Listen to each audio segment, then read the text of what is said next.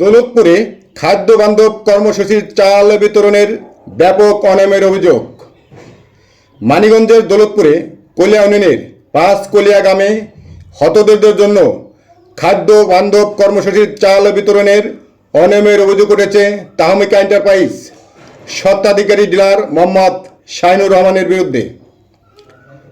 খাদ্য অধিদপ্তর কর্তৃক পরিচালিত হতদরিদ্রদের জন্য 15 টাকা কেজি দরে মিলবে 30 কেজি চাল, কিন্তু ভুক্তভোগী হতদরিদ্র মানুষ 15 টাকা কেজি দরে টাকা জমা দিয়েও কার্ডধারীদের গুনতে হচ্ছে বস্তা 30 কেজি চাউলের পরিবর্তে 27 কেজি 480 গ্রাম বস্তা প্রতি।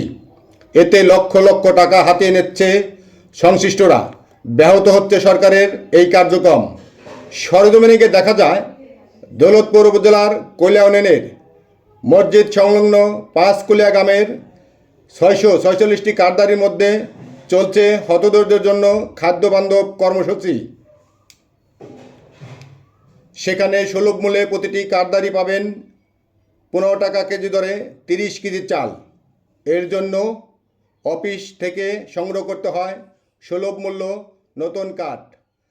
সিলামপুর গ্রামের আলমগীর বলেন, 70-80 গ্রাম। আপনার নাম কি? আলমগীর। বাড়ি কোথায়? সিলমপুর। সিলিমপুর না? হ্যাঁ।